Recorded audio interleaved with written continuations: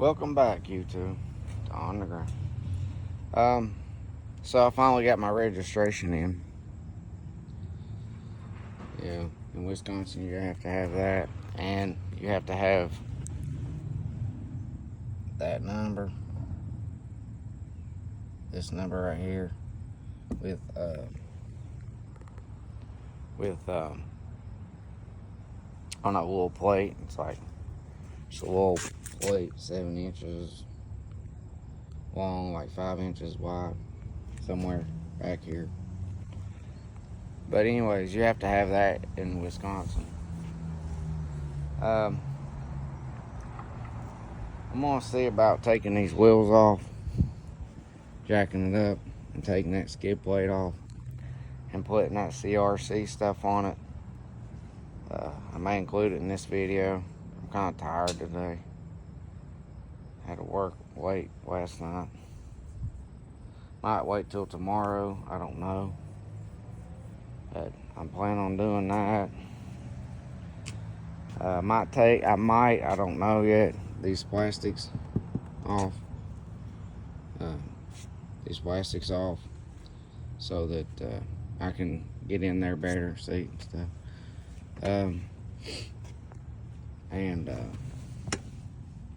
I know I was looking at some videos, these bolts here, if over time they can rust because they're only zinc coated.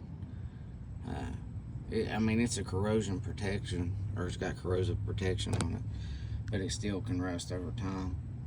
There's a couple things you probably could do. You could paint it. I could probably use that VHT paint that I have, but also I can soak them in that, or spray them in that CRC. And they advise that this and the ones on the bottom, because they go into the frame, maybe put some like marine grade grease in, or something in it, because over time they can rust in the frame, and it'd be hard to get out, and you don't want it to break off in the frame. People that work on them a lot over time, and it just depends what they're exposed to. Let's see, what is this here?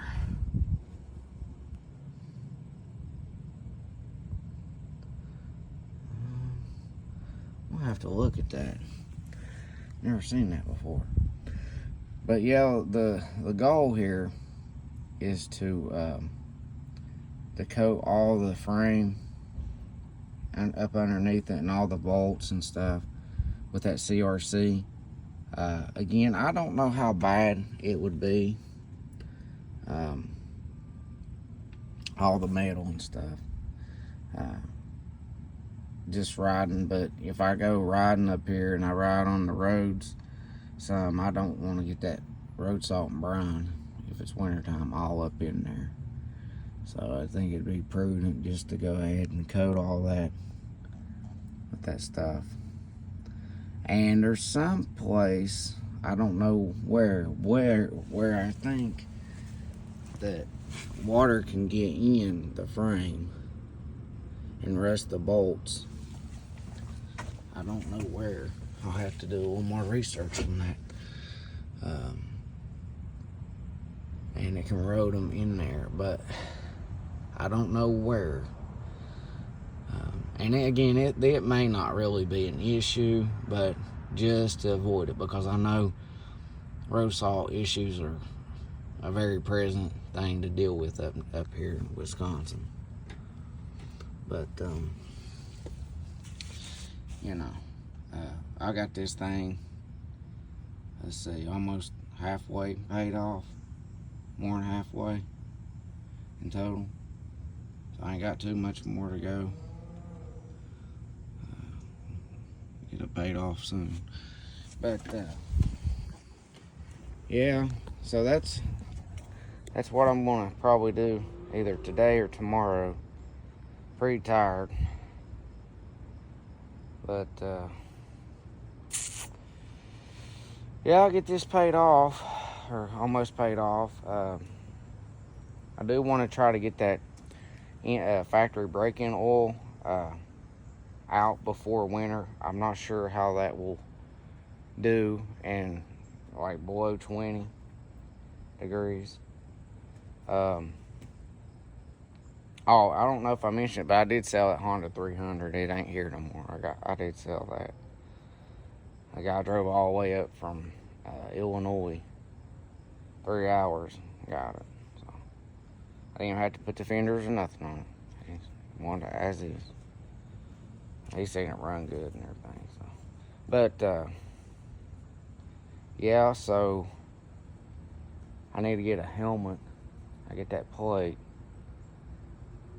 Find me, pick me out a trail. Try to get the first 100 miles on it, and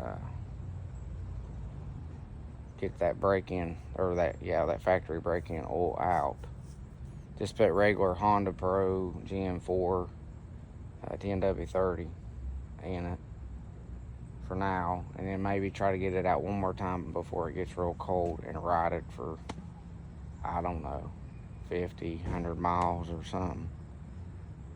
And then when it gets below 20, take that oil out and put that OW30 in it for when it gets below 20 and stays in like the teens and single digits. Oh yeah, another thing I want to touch on. I was talking about getting that Optimate battery maintainer and charger. But I was looking, and I haven't decided. I don't know that I'm gonna get that one. I might get one by a brand called SeaTac.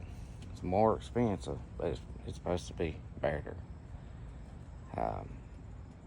But either way, when it gets that cold, I plan on taking the battery out and keeping it charged. Another thing I was looking at, and I gotta do more research on this too. Now Hondas, when it gets, I don't know, maybe 25 below zero, we'll say, or somewhere around there, they can be harder to start. I think even if your battery's fully charged and you have proper fuel, not ethanol, I don't advise putting 87 in it or any fuel with ethanol because of the buildup of moisture and water in your fuel if it sits long enough. So I recommend just higher octane, only gasoline, no ethanol fuel. 91. Anyways, there's the DynoJet Commander 6, I believe is what it's called. Yeah, I can get for this. See, because when the temperatures get down to below freezing, down in single digits or below zero, your oxygen levels, your oxygen levels are the same, but the air is denser.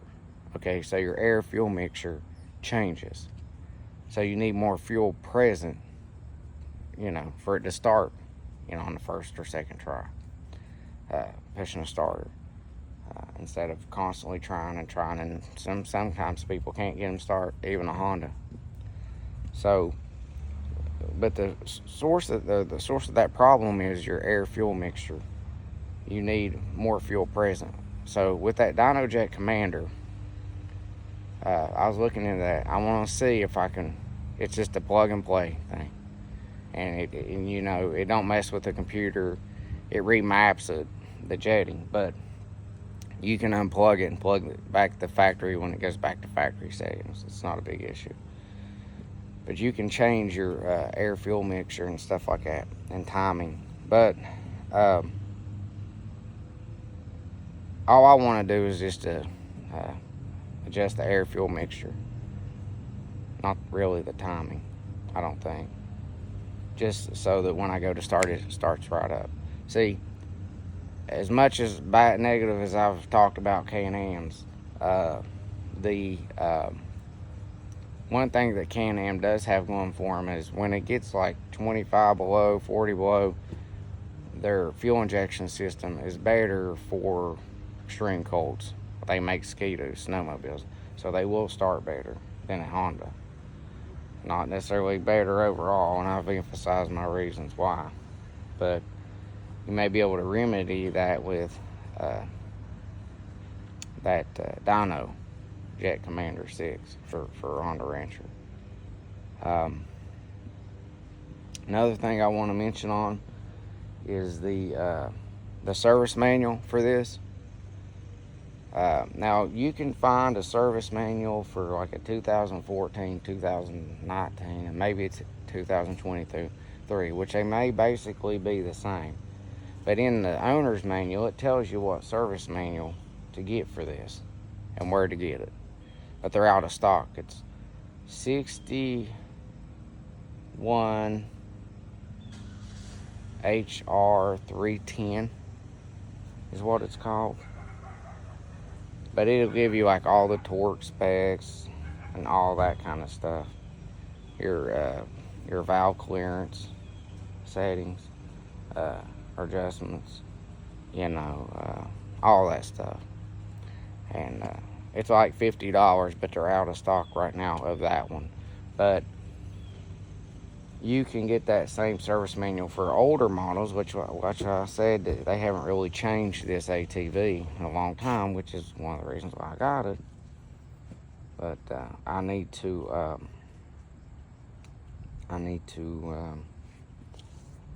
try to get one of those. I might get one of the older ones and just look at it and see. It's like $40. Still a tarp. I might clean out this shed over here because it'll fit. I done measured. It will fit in there. But yeah, I'm just trying to get it paid off real fast first before I start putting a winch or anything like that on them. So if I get one. But, well, just stay tuned and we'll see if I include taking the wheels off, taking the skid plate off, jacking it up a little bit, and to get up underneath there and record me doing that. But I might not do it today. I'm pretty tired. It's already like 4 or something. So I'll see you here in a little while on the ground. Okay, so welcome back. So what I did was I took some of the plastics off and the skid plate like I said I was going to, and I've got protective PPE except for my eyes and this so I don't inhale any of this, just even though it may be okay, and just to be on the safe side. So what I did was I took off the fenders, or the plastics that cover the engine and the gas tank and the airbox, where the air filter is. And I took off the wheels. I didn't take off the front A-arm skid plates. But that way I can get better in here from this angle, a little bit up here, the shifter, back in here, and especially up underneath. Let's see how well we can see. But you can see how there's quite a bit. Now, I looked it over a little bit, but I did see here, there's an opening in this tubular steel that runs underneath the floorboards. It's over here. And so I didn't really look too much, but I could see how if rust gets in there, it could cause it to corrode from the inside out, which is typical. Maybe up under there, I don't know. But anyways,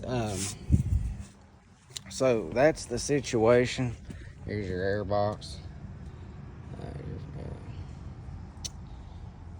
Fuel injection system. Well, here's a good look at the engine. Drive shaft.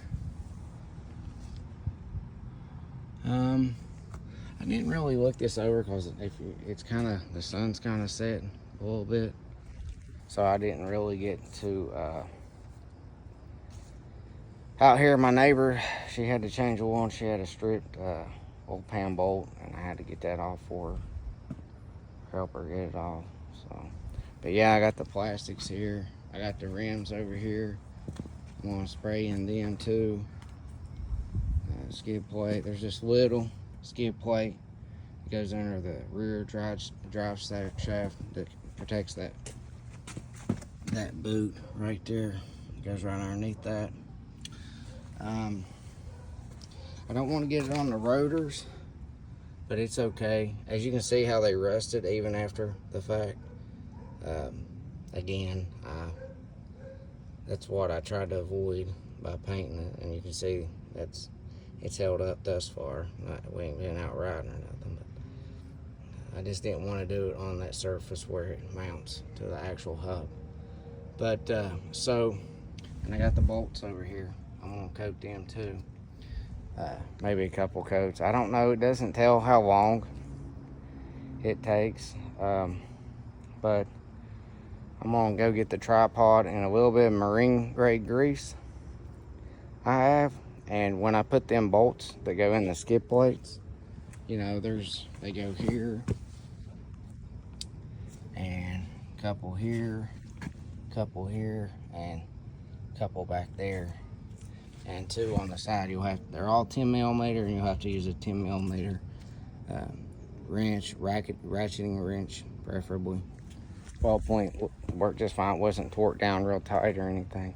The ones up in the frame on the bottom were a little tighter, but nothing dramatic. Just make sure you use the right socket, preferably 6.10 millimeter. That way, less likely to strip it. Yeah, I'll go get the tripod set up and show me spraying it. Probably a time lapse, because I'll have to climb up under there, and I want to put this on, and I want to try to avoid inhaling any of it. So I might be holding my breath.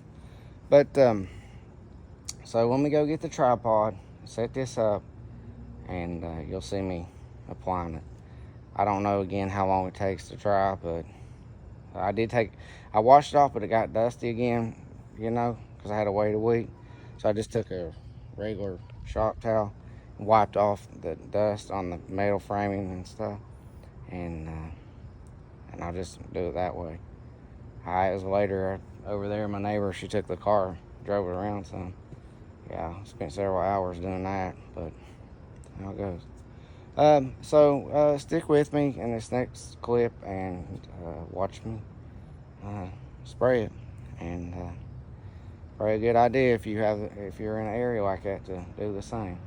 Oh, I didn't mention this yet, but these, they're just pop ends, little rubber pop ends. There are these 2 plastic rivets for the skid plate. I have one of those tools right there. I forgot what exactly it's called, but it's relatively easy. Those rivets, I mean these little pop in. That's all you do, and you just watch this, and you pull it. Oh, they're up here, a couple of them.